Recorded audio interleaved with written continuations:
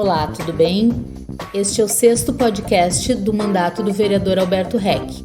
Aqui você fica por dentro do que acontece no mandato e também a opinião do vereador sobre os assuntos que são notícia nos meios de comunicação. Nessa edição você vai saber: Covid-19 chega à região. Lajeado e Venâncio Aires registram vários casos da doença. E Santa Cruz vai flexibilizar o comércio? Abril passou e com ele a oportunidade da Prefeitura discutir o reajuste salarial dos servidores públicos municipais. Vereador Alberto Reck lembra os 2 anos de inauguração do viaduto do Trevo Fritz e Frida. Endividamento da população rural preocupa o vereador. Olá, vereador Alberto Reck. A pandemia do novo coronavírus chegou mesmo à região, sendo registrados vários casos da Covid-19 em Lajeado e Venâncio Aires. Não é meio temerário que os vereadores queiram cada vez mais flexibilizar as atividades comerciais aqui em Santa Cruz? Na verdade, existe toda uma pressão, principalmente da classe empresarial e de alguns segmentos do empresariado, no sentido das flexibilizações. Na verdade, a gente entende a preocupação deles nos 2 aspectos. Primeiro, com a questão econômica e em segundo lugar, no sentido até de tentar dar as garantias mínimas necessárias para um atendimento adequado dentro de determinadas restrições ou condições colocadas. Mas nós temos justificado aqui, inclusive, a nossa postura na Câmara de Vereadores de apoiar as medidas adotadas até agora pelo comitê, as restrições impostas, porque nós temos uma série de aspectos culturais e é só a gente observar para ver o que de fato acontece na rua. Então, lá na entrada da loja pode acontecer restrições, cuidados, mas de uma forma geral a comunidade tem dificuldade de atender e de aderir a essas restrições com a devida responsabilidade. Ao mesmo tempo, essas pressões vêm até a Câmara de Vereadores. Quando as decisões são tomadas pelo comitê, a Câmara pleiteia um espaço dentro do comitê, só que nós não sabemos que tipo de posição vai ser levada para lá, se vai ser a posição do vereador que vai representar o Legislativo, ou se vai ser uma posição majoritariamente dos componentes do Legislativo. Então essa é uma questão que tem que ser discutida no plenário ainda. Vamos tentar trazer para o plenário esse debate na próxima reunião para ver qual é a posição individual de cada um dos vereadores, de acordo com as suas convicções, dos que mantêm a sua convicção ou dos que cedem, de repente, a apelos ou pressões externas. Abril é o mês de dissídio da categoria dos servidores públicos municipais, né, vereador? O Sinfum protocolou um ofício junto à Prefeitura cobrando um posicionamento em relação ao reajuste salarial de 2020. E tu te posicionaste na sessão da Câmara sobre isso. Mesmo em tempo de pandemia, era possível o Executivo se pronunciar? Os servidores alegam que a parte da categoria atua na linha de frente no combate ao coronavírus. Na verdade, o serviço público, nesse momento, é toda a linha de frente, né?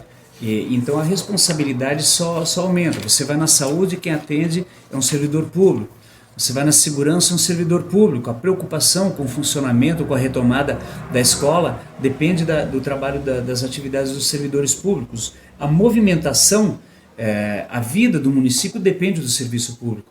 Então nós entendemos que, como abril é o mês do dissídio, o Executivo pelo menos deveria ter tido a sensibilidade de chamar os representantes tanto do Simprom, que é dos professores, quanto dos funcionários municipais, e dar uma satisfação, ou pelo menos abrir a porta para o diálogo, inclusive porque nós estamos em ano eleitoral e o que não for definido até o mês de abril, provavelmente daqui a pouco o Executivo vai aproveitar a pandemia para justificar que, em função da legislação eleitoral, não pode definir reposição salarial a partir do mês de maio, o que seria lamentável. Nós tínhamos o compromisso do Executivo de manter o piso nacional do magistério para os professores e também de fazer, no mínimo, a reposição da inflação para os servidores municipais. Vereador Alberto Heck, tu fazes parte da comissão parlamentar processante que investiga supostas irregularidades cometidas pelo vereador Alceu Cristani, do PSD. Em que estágio está esse trabalho e qual a previsão de término? Na verdade, nós iniciamos essa semana as oitivas dos depoentes, né, que foram arrolados pela acusação, no caso, a partir do pedido de instalação da comissão processante encaminhado pelo vereador Bruno Faller e ratificadas pela defesa.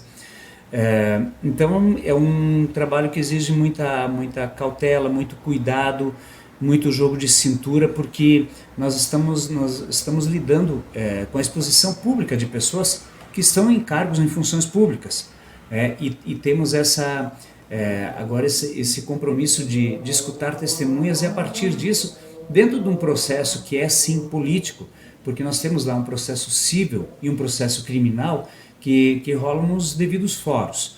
E aqui na Câmara de Vereadores existe um processo político de julgar se houve ou não quebra do decoro parlamentar por parte do vereador e também do vereador Elo. Então são processos diferentes, mas aqui a nossa função é justamente a gente, a partir dos depoimentos, a partir das constatações apresentadas e das manifestações dos depoentes, elaborar e emitir um relatório que vai depois a julgamento do plenário da Câmara de Vereadores. Então, a partir do relatório que for apresentado, já considerando os depoimentos para o Ministério Público, para a própria Justiça e dos depoimentos que estão sendo ratificados agora aqui na comissão processante até o momento, a partir disso elaboramos um relatório e depois levamos para a votação no plenário da Câmara Municipal, e vai ser uma decisão do plenário dos 21 vereadores que vão decidir então pela cassação ou não do mandato. Vereador, tu lembraste na sessão do dia 4 de maio os 2 anos de inauguração do viaduto do Trevo Fritz e Frida, que se não fosse o ex-governador Tarso Genro e principalmente o incansável trabalho da Morlisky, Associação dos Moradores de Linha Santa Cruz, a obra não teria saído, né? Pode nos explicar um pouquinho isso, relembrar? Para a gente que acompanhou toda a novela, que foi a reivindicação, a mobilização da comunidade, desde antes de 2012, já em 2012, na verdade, foi quando a Associação dos Moradores, na pessoa do seu presidente, Antelmo Steuben, levou ao governador Tarso Genro um ofício pedindo uma medida, uma solução para os incansáveis e problemáticos congestionamentos que aconteciam nesse trevo. Então, o DAER fez algumas tentativas, ou a própria EGR, de instalar ali semáforos, algumas experiências, ou de ampliar a rótula, de modificar a rótula, o que seriam soluções com certeza de custo muito menor, mais rápidas de serem adotadas, mas também seriam paliativas, né? Mas uma solução definitiva dependia de uma obra de maior vulto. Então, o que aconteceu? A partir da criação da EGR e da retomada da praça de pedágio sob controle do Estado, da Empresa Gaúcha de Rodovias, da criação de um Conselho Regional de Fiscalização e Aplicação dos Recursos Arrecadados no Pedágio, e principalmente a mobilização da comunidade, foi que deu o resultado da construção desse viaduto. Então nós temos que dar os méritos para quem de fato faz por merecê-los e tê-los reconhecido. Então a Associação de Moradores da Linha Santa Cruz, através dos seus presidentes, antes o Antelmo, depois o Ricardo Brinkmann, acho que foram fundamentais, com todas as suas diretorias e as mobilizações que conseguiram fazer com a comunidade, com o empresariado local, né? Eu acho que é uma obra que atende toda a região, que se estende de Santa Maria até o entroncamento lá com a Tabaí. Todo mundo foi beneficiado, todas as comunidades, todos os municípios dessa região foram beneficiados com essa obra. Então, nós achamos importante fazer esse reconhecimento, e ele foi viabilizado graças à existência, à criação da EGR, que assumiu o compromisso, que deixou os recursos no caixa já quando assumiu o governo Sartori, e o governo Sartori já antes de tomar posse, logo depois da eleição, disse que não iniciaria grandes obras. Então essa obra foi viabilizada porque, mesmo que fosse lá o apagar das luzes do governo Tarso, houve a iniciativa de assinar o termo de início da obra, o projeto estava elaborado e a mobilização da comunidade. Então nós já achamos justo fazer esse reconhecimento ao Estado, à EGR, que na gestão do governador Tarso Genro assumiu esse compromisso com a comunidade, fez o encaminhamento e a luta incansável da Associação de Moradores da Linha Santa Cruz. Tu demonstraste preocupação também numa sessão com o endividamento da população rural causado pela estiagem, né? Como está a situação dos agricultores quanto ao endividamento e uma vez que as chuvas parecem que ainda não foram suficientes, né? Exatamente, nós temos principalmente a situação de muitos agricultores que buscaram financiamento, mas principalmente dos que participaram do programa Troca-Troca de Sementes. Então,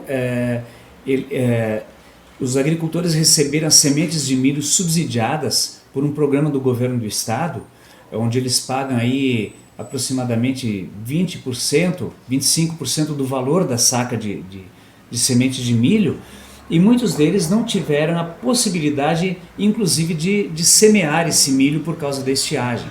Então, depois o que é o procedimento normal, depois da cultura do fumo, na resteva da cultura do tabaco, se colher o tabaco, se inicia o plantio do milho, essa semeadura ela não foi possível por causa da estiagem.